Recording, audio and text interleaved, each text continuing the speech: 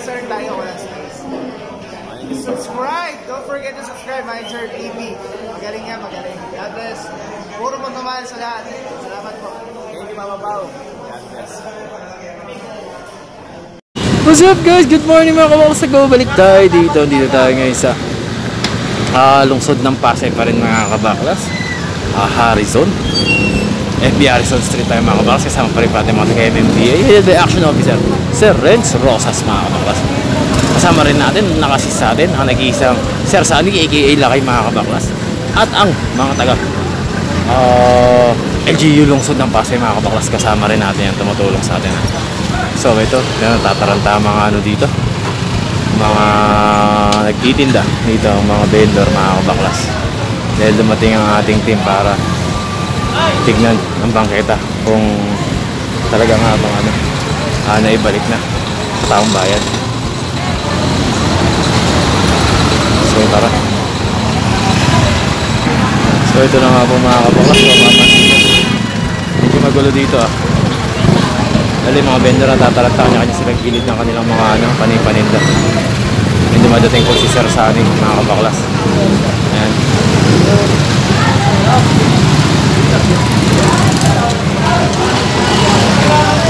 Para tingnan ang pangyayari dito kung talaga bang lagi kasi natin itong pinupuntahan. Talagang sumusunod na mga dito, tao, mga vendor kung sumusunod na ba talaga.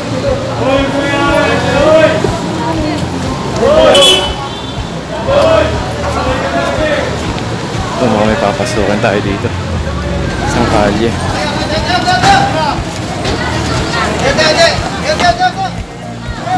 Sinamuro na. Sige.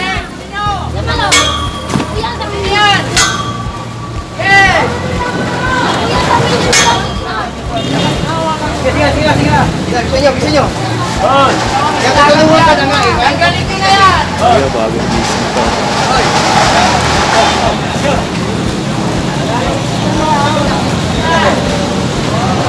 Nakuha yung isang kanto mo. Saan?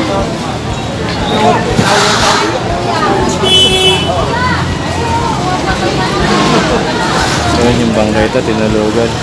Tapos tinambakan ng mga gamit. Hindi ako makapagod sa yan. Kagawan. Ila rin.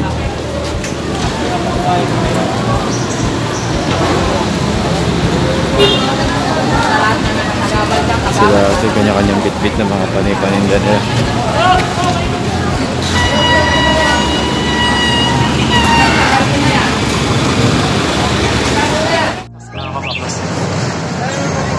So ito may tinatawag pa isa. Ay dalawa, tatakbo. Pinapatawag si Renz. Ginagawa nilang terminal itong ilalim ng ilalim ng Baklaran. Tapos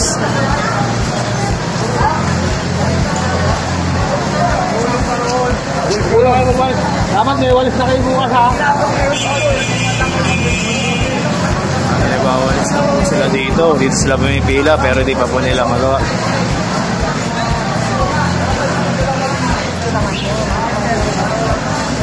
Magpalis kayo.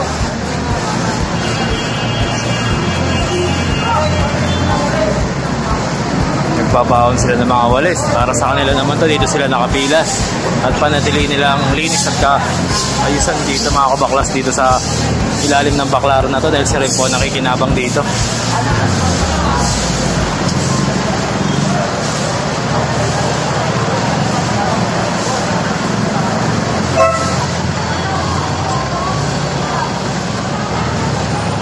Grabe po talaga ang vendor dito sa Baklaran mga kabaklas. Napakarami. Parang Divisoria din dati ito kasi ang Divisoria ngayon malinis na talaga. Ang Baklaran grabe. Meron ba? Oo.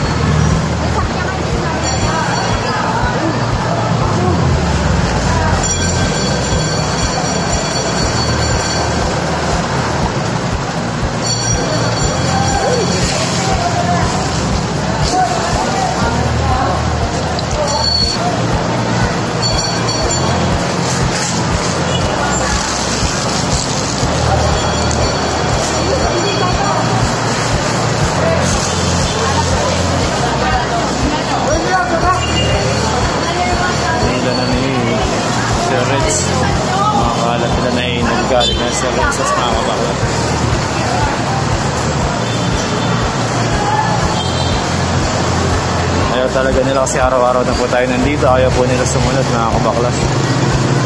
May sinampulan na sila.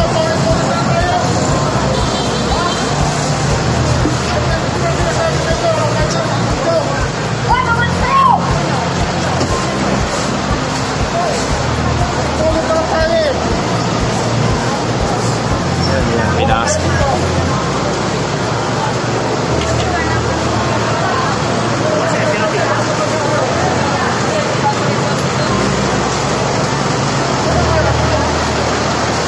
Sige, sige. Ito ko yan.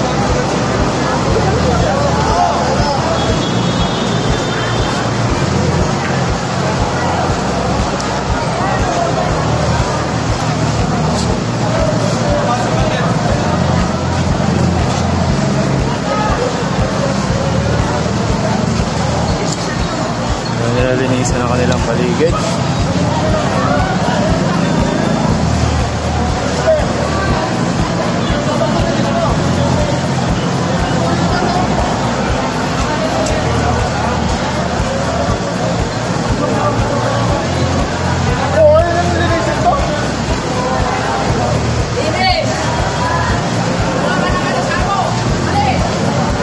Paligid nila kasi dito sila kumikita, yun nilang linisin mga kabaklas.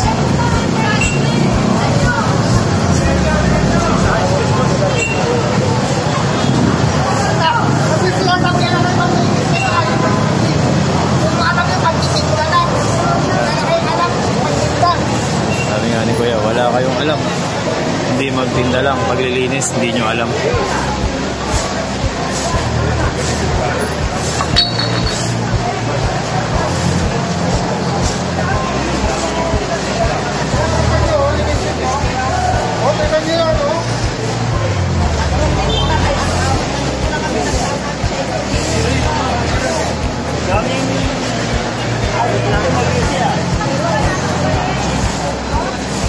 Araw-araw po tayo nandito mga kabaklas. Araw-araw pa rin pasaway ang mga vendor dito sa Baclaran.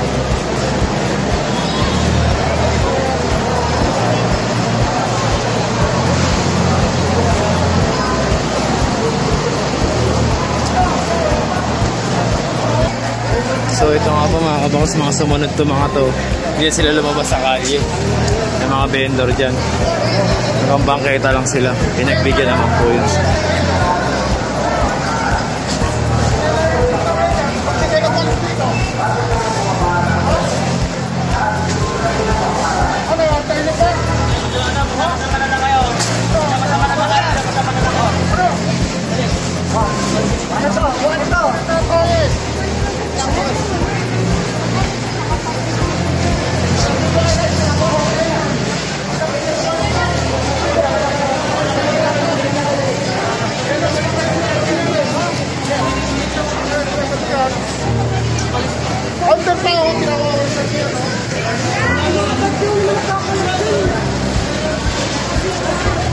Galit na po si Sir Rosas mga kabaklas. Dahil sa araw-araw na punta natin dito, mga hindi sila nakikinig. Pag-uwalis na nga lang po, hiniling sa kanila, pinayagan na sila magtinda sa bangketa, pero hindi pa rin po nila magawa. Oh, ito! Ba't nakabalagpag kayo dyan? Sige parati! Oy, pagkanin mo nga! Oy, huli mo nga!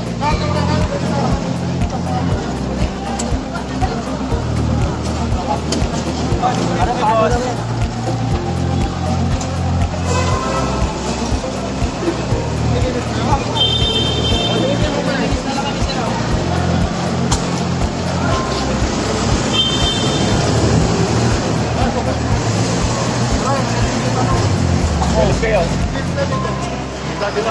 Akin na yung susi, maglinis muna sila mga kabaklas. Naglilinis muna sila.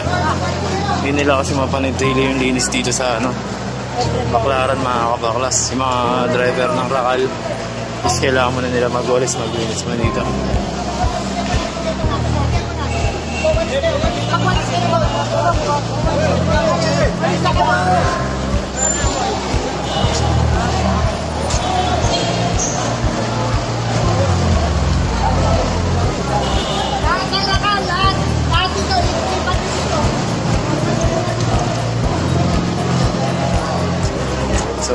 po, mga pinaglilinis sila. Mga kabaklas. Kagalit na si Sir Rosas.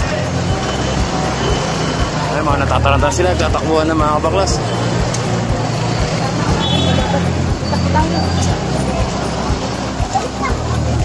Hindi na pinatakas. Huli na to, huli na. Sampa na yan mga kabaklas.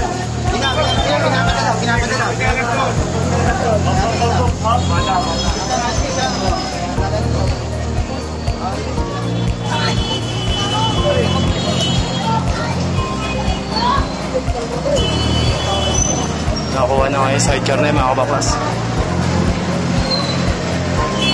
Nagalit na si Sir Rosas mga kabaklas dahil sa karumihan na ginagawa nila dito.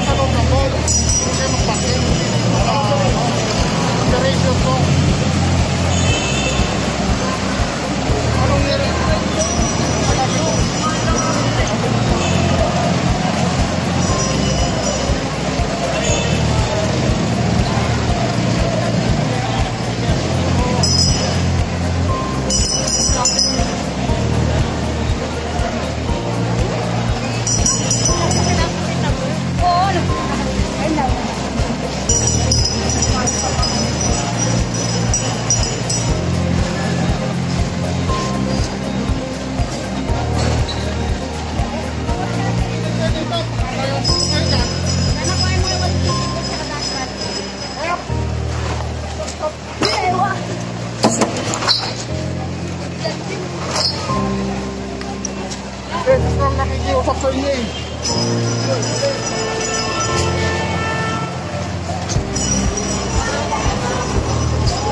So yun mga kabaklas, napansin nyo medyo nag-init na ang ulo ni Sir Rosas mga kabaklas dahil sa karumihan. Araw-araw natin pinupunta dito. Kalinisan na lang po ang hinihingi. Pinapayagan na po sila magtinda, hindi pa po nila mabigay. So yun mga kabaklas, puputulin ko muna aking video. Kung nagustuhan nyo aking video, please don't forget to like, share, comment, and please subscribe my channel. Man, your Tilip Man.